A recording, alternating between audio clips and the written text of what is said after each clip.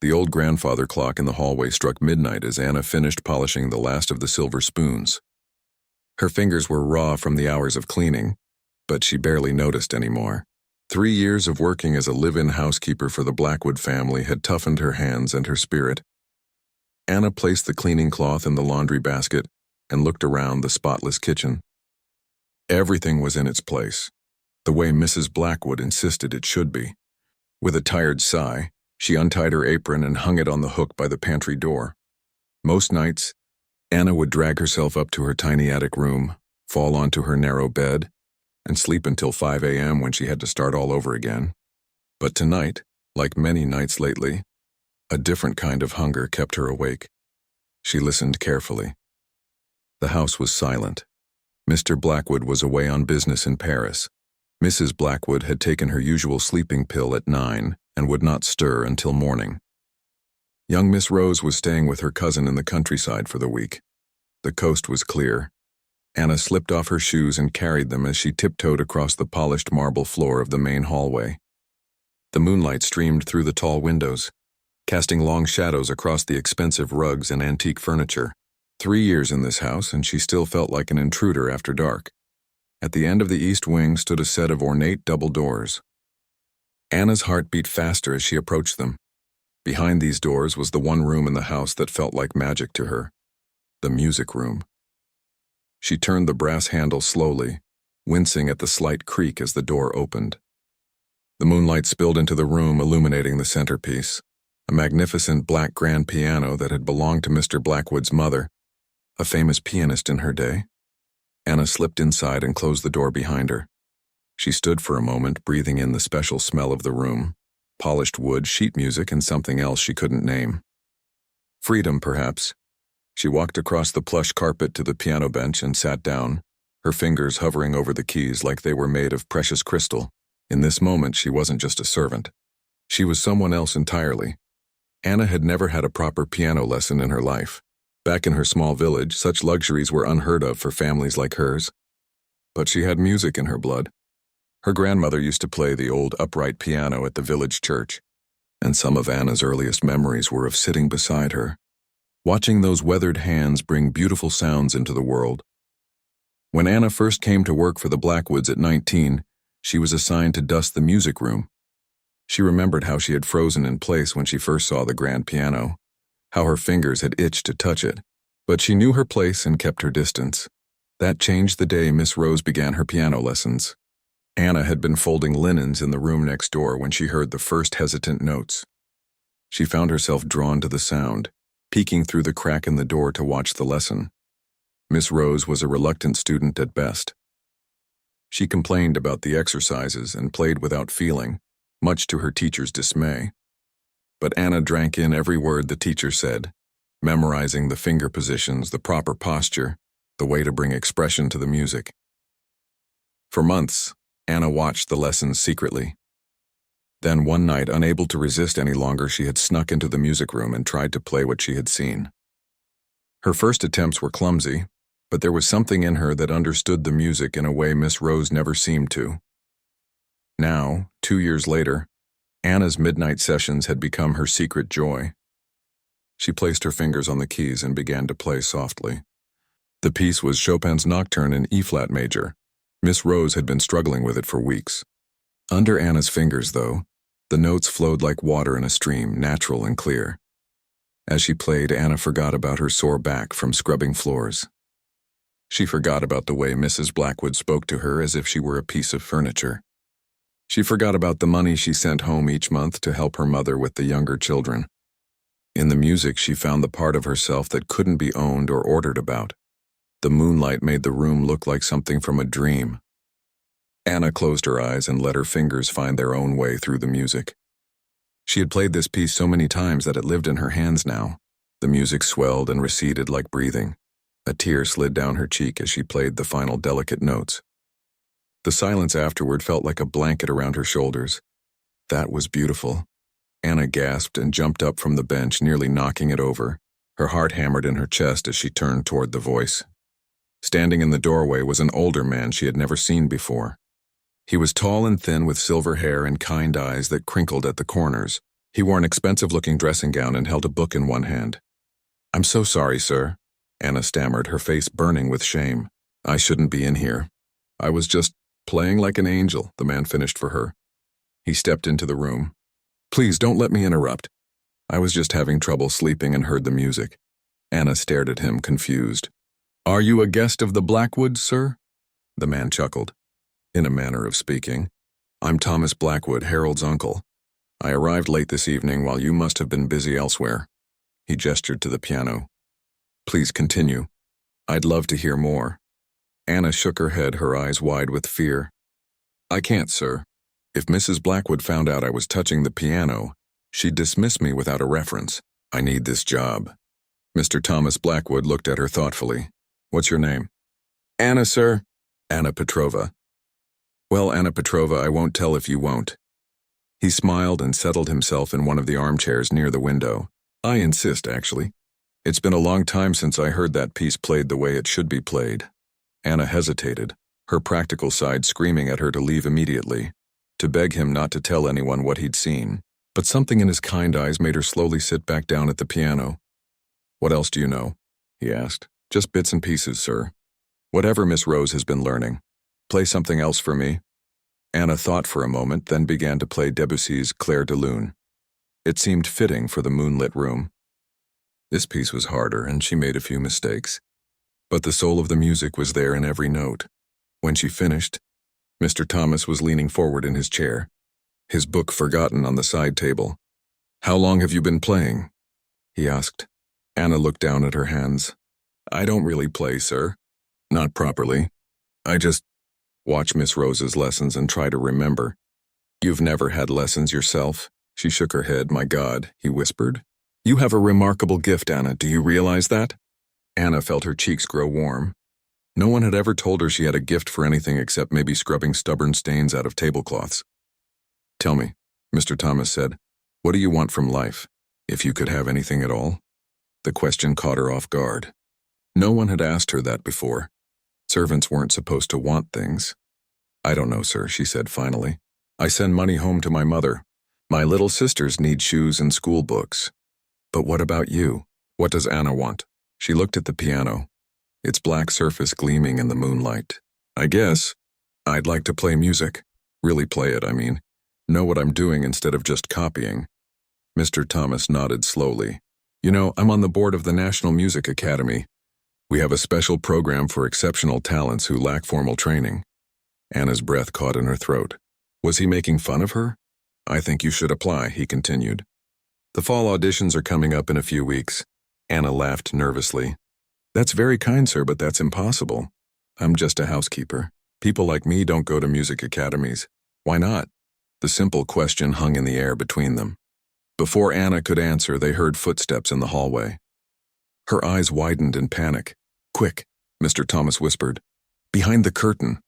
Anna darted behind the heavy velvet drapes just as the door opened. Through a tiny gap she could see Mrs. Blackwood in her nightgown, her hair in curlers. "Uncle Thomas? I thought I heard voices." "Is everything all right?" Her voice was thick with sleep. "Just me talking to myself, Victoria," Mr. Thomas replied smoothly.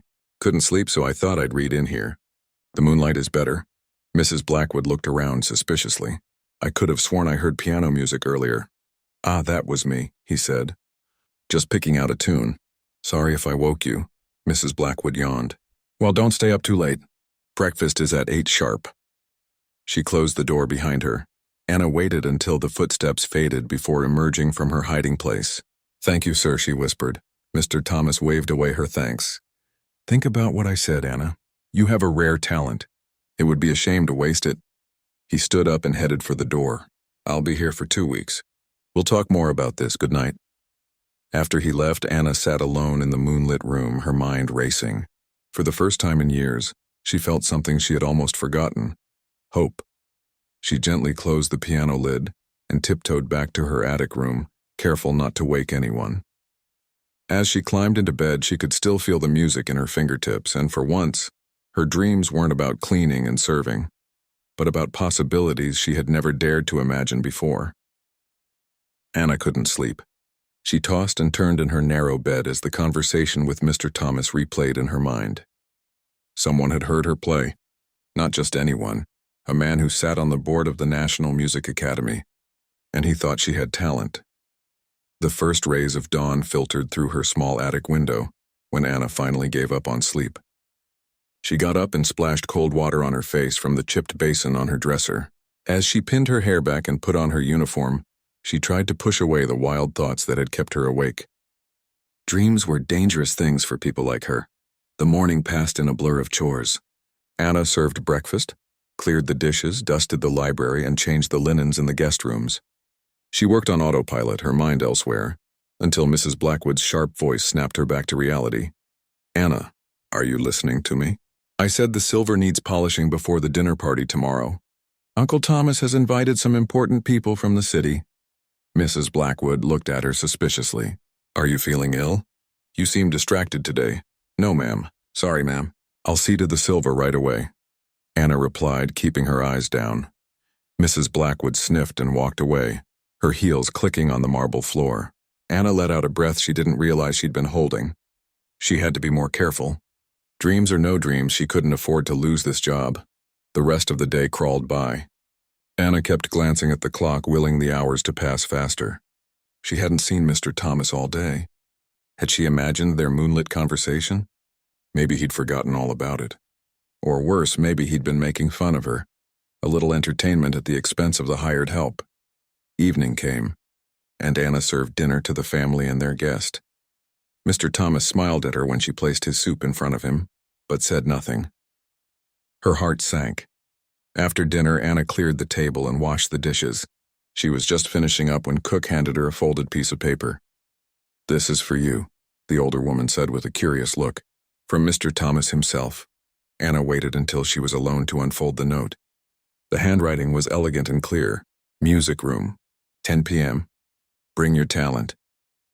Her heart beat faster as she glanced at the clock on the kitchen wall. "Throws you at precisely 10 o'clock. Anna knocked softly on the music room door. Mr. Thomas opened it immediately, as if he'd been waiting for her. "Come in." "Come in," he said, his eyes bright with excitement. "I've been thinking about you all day." The music room looked different tonight. Lamps were lit, casting a warm glow over everything. The piano lid was open and several sheets of music were spread across it. "I hope you don't mind," Mr. Thomas said, "but I've invited a colleague to join us." He gestured to a woman Anna hadn't noticed before. Sitting in the corner of the room, the woman stood up.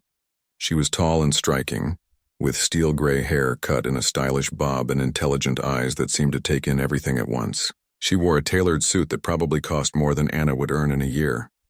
"This is Professor Helena Walsh," Mr. Thomas said. "She teaches at the academy and she's agreed to listen to you play." Anna felt her legs go weak. "I can't," she whispered. "Not in front of—" "Nonsense," Professor Walsh said, her voice surprisingly gentle. "Thomas has told me about your unusual circumstances. I'm simply curious to hear for myself." Anna looked between them, panic rising in her throat. "Mrs. Blackwood will hear. I'll lose my position." "Victoria took a sleeping pill an hour ago," Mr. Thomas assured her, "and the walls in this wing are quite thick. We'll be careful." After a moment's hesitation, Anna sat down at the piano. Her hands were trembling. "What should I play?" she asked. "Whatever speaks to you," Professor Walsh said, taking a seat where she could watch Anna's hands. Anna closed her eyes for a moment, trying to calm her racing heart. Then she began to play Beethoven's Moonlight Sonata. She'd heard Miss Rose struggle with it for months, but tonight the haunting melody flowed from her fingers as naturally as breathing. She forgot about her audience as she played, losing herself in the music. When the final notes faded away, the room was silent. Anna looked up nervously. Professor Walsh's expression was unreadable. "Play something else," she said. "Something different in character." Anna thought for a moment, then began a lively Mozart piece that Miss Rose's teacher had introduced a few months ago. Her fingers danced over the keys, light and playful. When she finished, Mr. Thomas was beaming, but Professor Walsh's face remained serious. "One more," the professor said. "Something you've never heard Miss Rose play. Something you've only heard elsewhere." Anna bit her lip. There was an old piece her grandmother used to play on the church piano, a folk melody from their homeland. Slowly, hesitantly, she began to play it, adding embellishments as she remembered how her grandmother had done. When she finished, She looked up to find Professor Walsh standing right beside the piano, an odd expression on her face. "You have no formal training?" the professor asked. Anna shook her head. "And you can't read music?" "No, ma'am." "But you play by ear? After hearing something once or twice?" Anna nodded. Professor Walsh exchanged a glance with Mr. Thomas. "It's as you said," she murmured. Then turning back to Anna, "You have a rare gift, young woman. Raw and unpolished, but extraordinary nonetheless." Anna stared at her, not daring to believe what she was hearing. "The scholarship auditions are in 3 weeks," Professor Walsh continued. "With intensive preparation, she might be ready. But it would take daily practice, proper instruction." "Impossible," Anna interrupted, finding her voice at last. "I work from dawn until night. There's no time." Mr. Thomas cleared his throat. "Actually, I've been thinking about that. I've spoken to my nephew Harold this afternoon. He agrees that his mother has become rather demanding since his father passed away. The household could benefit from additional staff." Anna looked at him in confusion. "What I'm saying," Mr. Thomas explained, "is that Harold has agreed to hire another housemaid to take over some of your duties. You'll be assigned primarily to this wing of the house, with several hours each day set aside for your musical education." Anna's eyes widened. "But Mrs. Blackwood will be told that you're being trained for a more specialized position in the household," Mr. Thomas finished. "Harold is the master of the house after all. Victoria may not like it, but she can't overrule him. And I," Professor Walsh added, "will come 3 times a week to prepare you for the audition. The rest of the time you'll practice what I assign you." Anna felt tears welling up in her eyes. "Why would you do this for me? You don't even know me." Professor Walsh's stern face softened slightly. "Music is my life, young woman. I've taught hundreds of students over the years, wealthy young people with every advantage, every opportunity. Most of them play adequately. A few play well. But what you have—" She shook her head. "It would be a crime to let it go to waste." Mr. Thomas nodded in agreement. "The Academy scholarship is highly competitive. I won't lie to you, the odds are against you. Many of the applicants have been studying since they were children. But none of them play like you do," Professor Walsh said quietly. "Technical skill can be taught. What you have cannot." Anna looked down at her hands, workers' hands with short nails and reddened skin from years of cleaning. Could these really be the hands of a pianist? "What do you say, Anna?" Mr. Thomas asked gently. "Are you willing to try?" Anna thought about her tiny room at the top of the house. She thought about her family back home, struggling to make ends meet. She thought about all the years stretching ahead of her, cleaning, serving, fading into the background of other people's lives. Then she thought about how it felt to play the piano, like she was finally speaking in her true voice. "Yes," she whispered. "I want to try." Mr. Thomas clapped his hands together. "Excellent. We'll start tomorrow. Harold will speak to Victoria in the morning." Professor Walsh stood up and gathered her belongings. "I'll return on Wednesday with proper beginner materials. In the meantime, work on your posture. Your wrists are too low when you play the higher registers." After they left, Anna remained at the piano, too overwhelmed to move. Was this really happening? Part of her was terrified that she would wake up tomorrow to find it had all been a dream. She gently touched the piano keys, not pressing hard enough to make a sound. For the first time in her life, someone was offering her a chance to be more than what she was born into. The thought was both thrilling and terrifying. As Anna finally made her way back to her attic room that night, she felt different somehow. The narrow staircase seemed less steep, the small room less confining. Tomorrow would bring challenges she couldn't even imagine yet, but for tonight, she allowed herself to feel something new. Possibility. The morning after meeting Professor Walsh, Anna woke before her alarm clock rang. For a moment she lay still, wondering if last night had been a dream. Then she spotted the sheet of exercises Professor Walsh had written out for her, placed carefully on her small nightstand, and her heart leapt. It was real. She dressed quickly and hurried downstairs to start her morning duties. As she passed the main hallway, she heard raised voices coming from Mr. Blackwood's study. She slowed her steps, catching fragments of conversation. "Absolutely ridiculous, Harold. A servant girl. Taking piano lessons? What will people say?" That was Mrs. Blackwood, her voice shrill with indignation. "People won't say anything because people won't know." Mr. Blackwood's voice was firm but tired, as if he'd been making the same point for some time. Uncle Thomas feels strongly about this, and frankly, so do I. The girl has talent, Victoria. And who will do her work while she's playing Beethoven? Me, perhaps? We're hiring additional help. It's already arranged. Anna hurried past, not wanting to be caught eavesdropping. In the kitchen, Cook gave her a curious look but said nothing as Anna began preparing the breakfast trays. When she brought Mrs. Blackwood her morning tea, the woman didn't even look at her. Anna kept her eyes down, trying to make herself as invisible as possible. The tension in the room was thick enough to cut with a knife. Later that morning, Mr. Blackwood called Anna to his study. He was a quiet man who spent most of his time at his company offices in the city, and Anna had rarely spoken with him directly. "Sit down, please," he said, gesturing to a chair across from his desk. Anna perched nervously on the edge of the seat. "Uncle Thomas has told me about your musical ability," he began. "It seems you've quite impressed him and Professor Walsh." "I'm very grateful for their interest, sir," Anna said softly. Mr. Blackwood nodded. "My late mother was a concert pianist, you know. That's why we keep the piano in such good condition. She believed music was one of life's greatest gifts." His eyes grew distant for a moment. She would have approved of this arrangement, I think. He explained that a new housemaid would start tomorrow. Anna would move to a room in the East Wing, closer to the music room. Her duties would be limited to that wing, and she would have from 2 to 5 o'clock each afternoon for practice and lessons. "Mrs. Blackwood is adjusting to the idea," he said with a hint of a smile. "I suggest you keep out of her way as much as possible for the time being." "Yes, sir." "Thank you, sir," Anna said, still hardly believing that this was happening. As she turned to leave, Mr. Blackwood added, "My daughter Rose has no real passion for music, despite her mother's insistence on lessons. It's good to know the piano will be played by someone who truly loves it." The next 3 weeks passed in a whirlwind. Anna moved to her new room, small but private, with a window that looked out over the garden.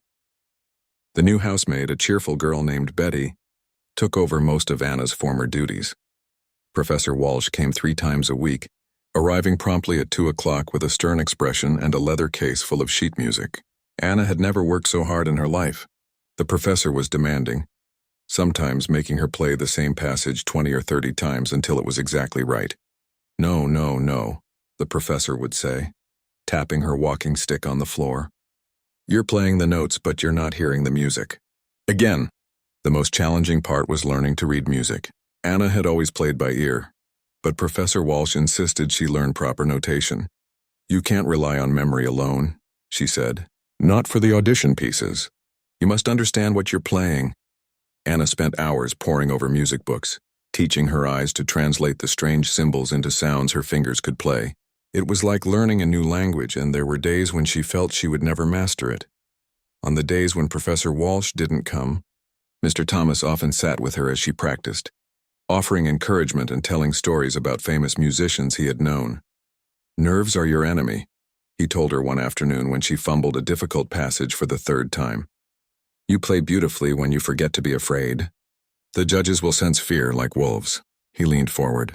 "The trick is to find one friendly face in the audience and play for that person alone." Mrs. Blackwood remained coldly disapproving, but as long as Anna stayed in the East Wing and did her assigned duties without complaint, there was little she could say. Sometimes Anna would catch the woman watching her from doorways with a suspicious expression, as if expecting to catch her slacking off. One week before the audition, Professor Walsh arrived with a serious expression. "We need to talk about what you'll wear," she said, eyeing Anna's plain dress critically. "Appearance shouldn't matter, but it does. The judges will form impressions before you play a single note." Anna felt her heart sink. She had been so focused on learning the music that she hadn't even thought about clothes. "I don't have anything suitable," she admitted. Her few dresses were practical, sturdy things made for housework. Professor Walsh pursed her lips. "I thought as much. Well, we'll have to see what can be done." The next day, to Anna's surprise, a package was delivered for her. Inside was a simple but elegant blue dress, along with proper shoes and even a small pearl pin for her hair. "Uncle Thomas," Mr. Blackwood explained when she tried to thank him, clearly embarrassed by her gratitude. "He wanted to give you every advantage." As the audition drew nearer, Anna practiced until her fingers ached and her back screamed in protest. She played the audition pieces in her dreams, waking sometimes in the middle of the night to find her fingers moving on an imaginary keyboard. The day before the audition, Professor Walsh stayed for an extra hour making Anna play the entire program from memory. "Remember," she said when Anna had finished, "most of the other candidates have had years of formal training. They may be technically more polished than you are right now." Her stern face softened slightly, "But none of them has what you have naturally. The ability to make people feel the music, not just hear it. Don't try to play like them. Play like yourself." That night, Anna couldn't sleep. She stood by her window, looking out at the garden bathed in moonlight. Tomorrow would change everything one way or another. A soft knock at her door startled her. When she opened it, she found Rose, the Blackwood's daughter, standing there in her nightgown. "I couldn't sleep," the 16-year-old girl said. "I heard you're playing at the academy tomorrow." Anna nodded, surprised. Rose had never spoken to her before except to ask for something to be cleaned or fetched. "Mother is furious about it," Rose continued, a hint of admiration in her voice. "She says it's not proper. But Father says you're going to win the scholarship." "I don't know about that," Anna said. "The competition will be very strong." Rose twisted a strand of hair around her finger. "I heard you practicing. You play better than I ever will, even though I've had lessons since I was 6. She looked down. "I hate the piano, you know. Mother makes me take lessons because it's refined. But I'd rather be riding horses." Anna didn't know what to say to that. "Anyway," Rose continued, "I wanted to give you this." She held out a small velvet pouch. "It was my grandmother's. Father says she was a famous pianist before she married." Grandfather, inside. The pouch was a delicate silver bracelet with a single charm, a tiny grand piano. "I can't accept this," Anna said, trying to give it back. "It's too valuable," Rose shook her head. "Grandmother would have wanted you to have it. For luck." She turned to go, then paused in the doorway. "I hope you win tomorrow." "That would really annoy Mother." With a mischievous smile, she was gone. Anna held the bracelet, feeling its weight in her palm. Tomorrow she would enter a world she had only glimpsed from the outside. A world of music and possibility that she had never imagined could include someone like her. As she finally climbed into bed, she thought about how much had changed in just 3 weeks. Whether she won the scholarship or not, she would never be the same person who had once polished silver and dusted bookshelves without dreaming of more. The last thing she saw before drifting off to sleep was the sheet music for her audition pieces, placed carefully on the chair beside her bed. In her dream, she played perfectly without fear, and woke the next morning with her grandmother's words echoing in her mind. "Music finds a way, little one. If it lives in your heart, it will find a way out into the world." The morning of the audition dawned bright and clear. Anna had been awake since 4, too nervous to sleep. She sat by the window watching the sky lighten, her stomach in knots. Today was the day. After 3 weeks of intense preparation, she would play for the scholarship committee at the National Music Academy.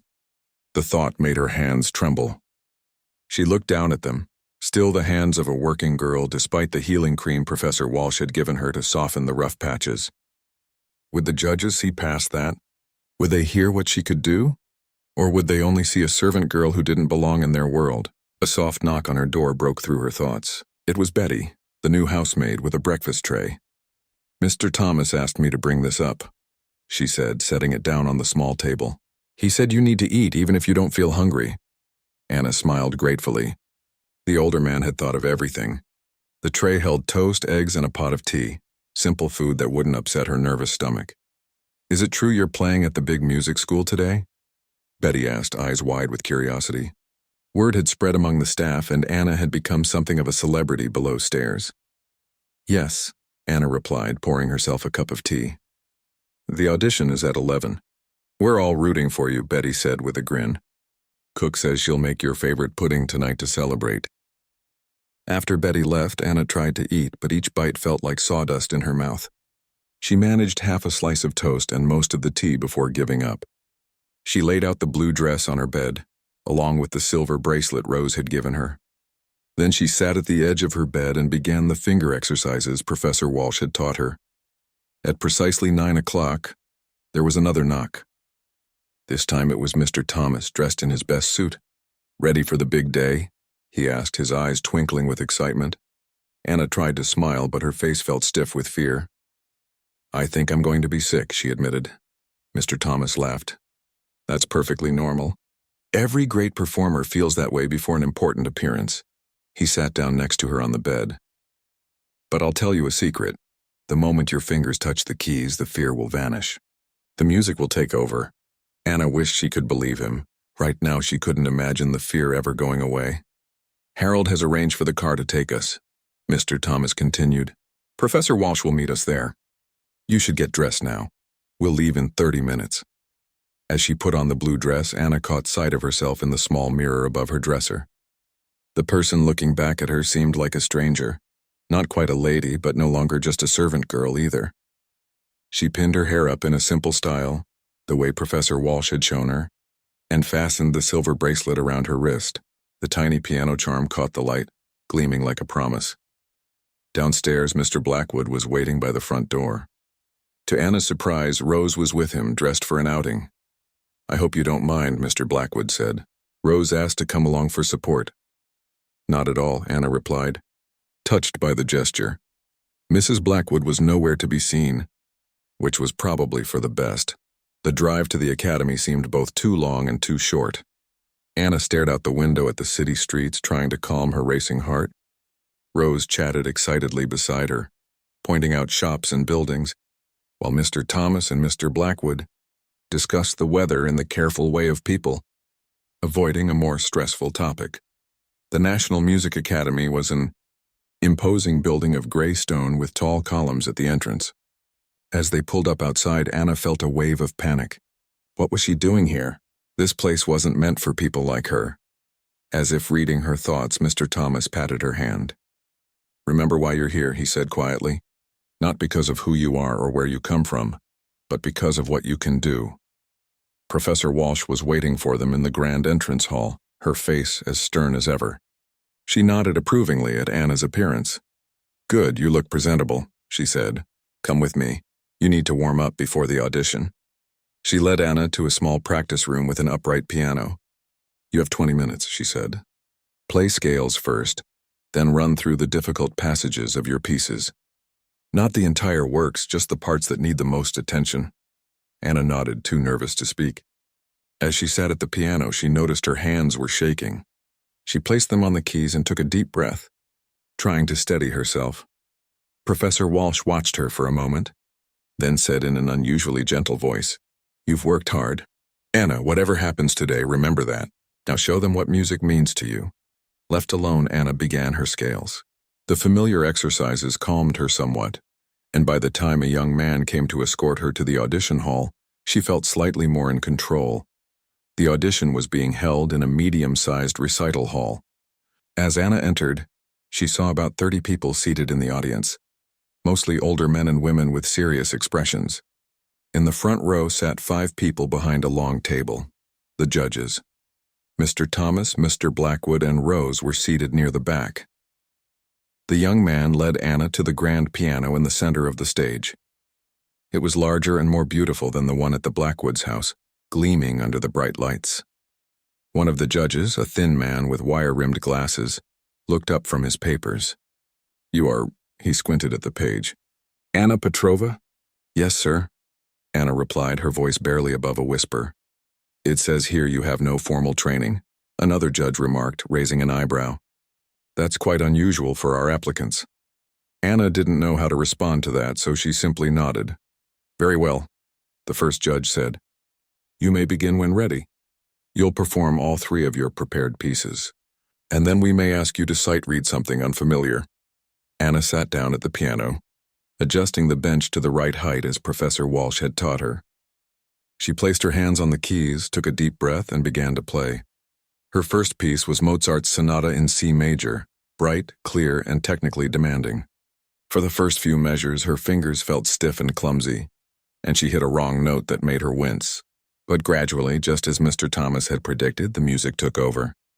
Her hands remembered what to do, and her mind cleared of everything except the patterns of sound she was creating.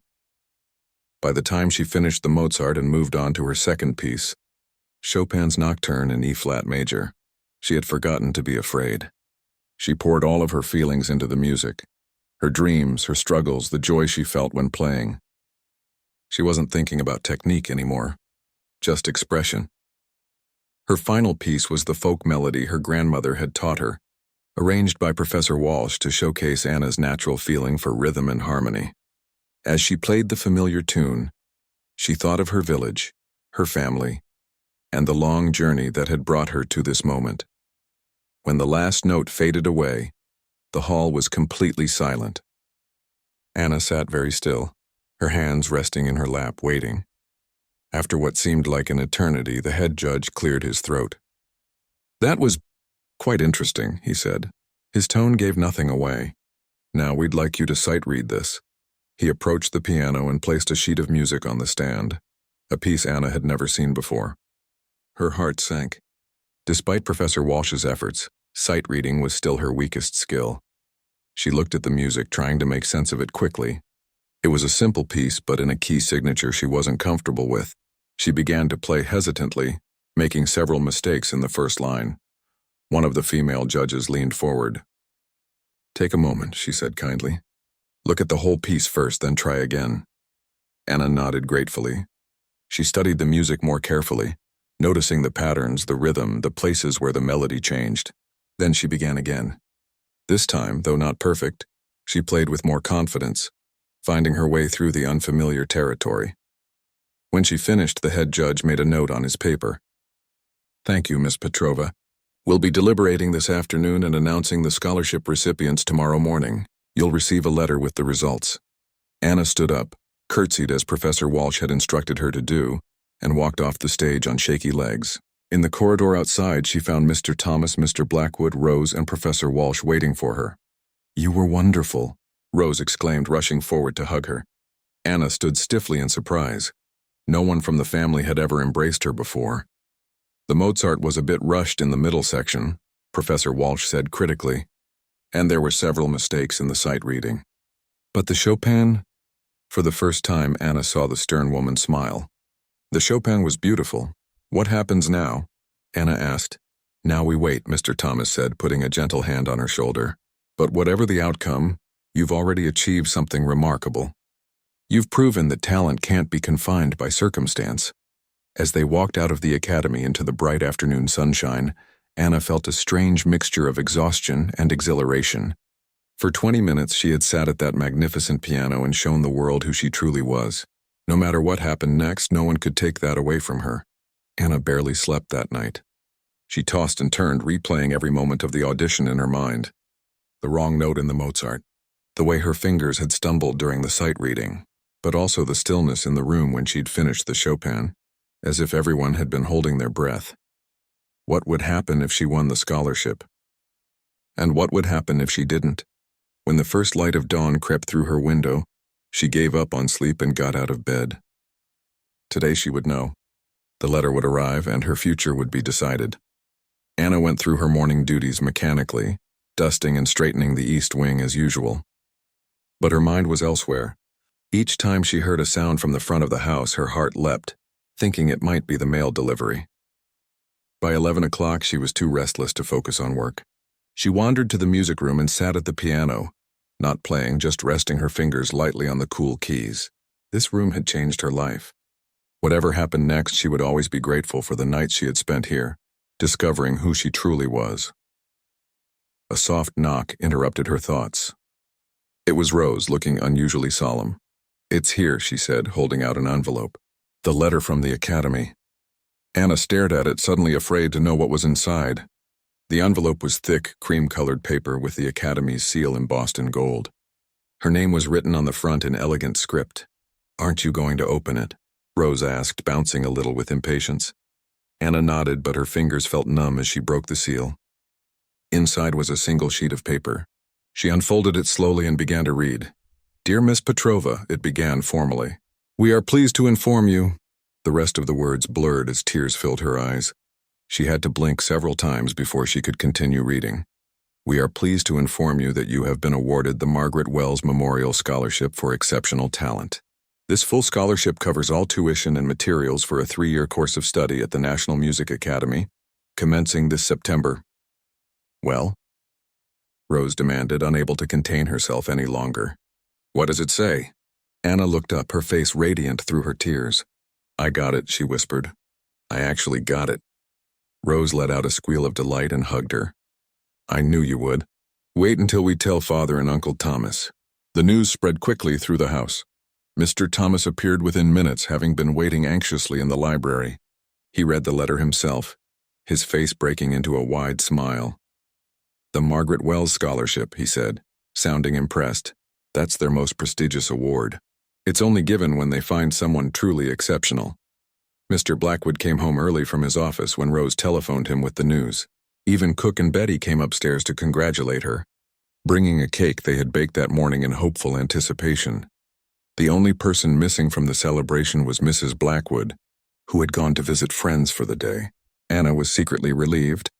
She didn't want anything to dim the brightness of this moment. Later that afternoon, Professor Walsh arrived, looking as stern as ever. But when Anna showed her the letter, the older woman's eyes shone with pride. Well done, she said simply. You've earned this, Anna, never forget that. Not luck, not charity. You earned it with your talent and hard work.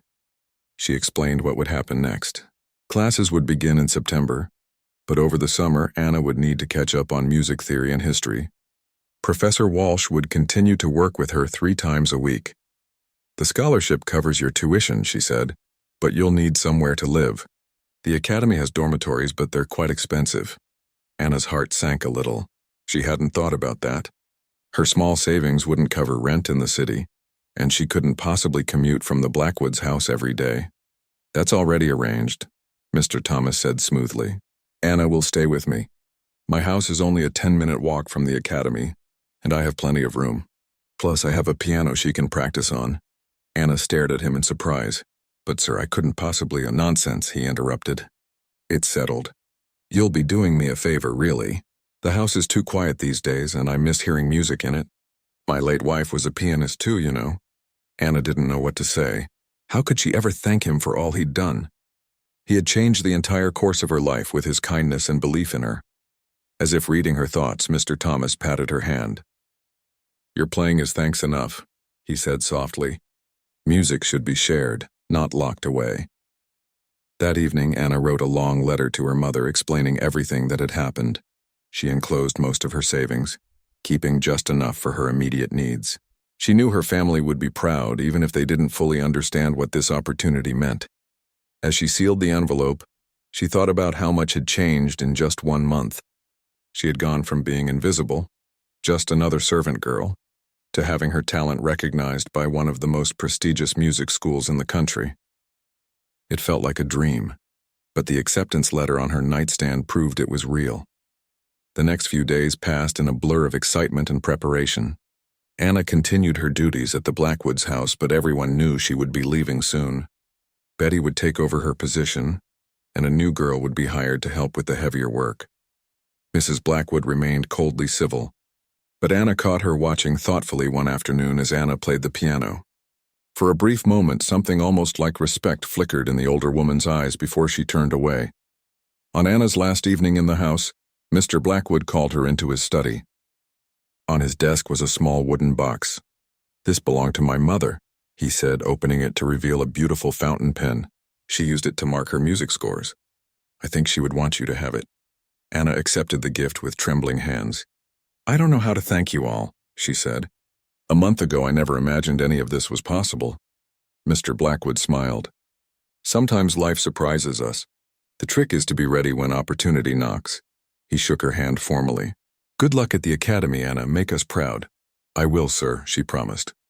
I'll do my very best. On her final morning, Anna woke early and took one last look around her small room. Her few belongings were already packed in a suitcase that Rose had given her. All that remained was to say goodbye. As she walked through the familiar corridors of the house where she had worked for 3 years, Anna felt a strange mixture of sadness and excitement. This place had been both a prison and a launching pad, confining her to a life of service, yet ultimately providing the opportunity that had set her free. In the kitchen, Cook pressed a package of homemade biscuits into her hands. For the journey, she said gruffly, blinking back tears. Betty hugged her tightly, promising to write. Even Mrs. Blackwood managed a stiff nod and a terse, Good luck with your studies when Anna thanked her for her employment. At 10 o'clock, Mr. Thomas arrived in his car to take Anna to her new home. Rose hugged her at the door.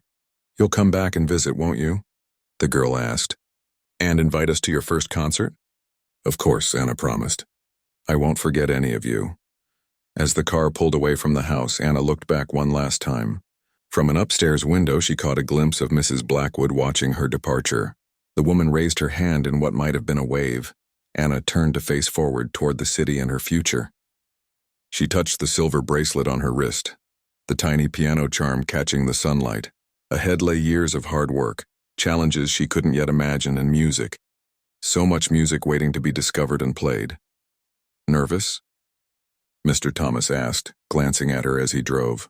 Anna considered the question. Yes, she admitted. But not afraid. Not anymore, he nodded approvingly. That's the perfect attitude for an artist. A healthy respect for the task ahead, but confidence in your ability to meet it. As they entered the city, the streets became busier, filled with people rushing in all directions. Somewhere among the grand buildings ahead was the academy, where Anna would soon take her place among other musicians. Not as a servant girl who played in secret, but as a student with recognized talent and potential. She thought of her grandmother, who had first shown her the joy of music on the old church piano. Music finds a way, she had said. And she had been right. Through all the unlikeliest twists of fate, music had found its way from Anna's heart into the world. Whatever challenges lay ahead, Anna knew she was ready to face them. She had already overcome so much to reach this point. The road ahead might not be easy, but it was hers to travel, one note at a time.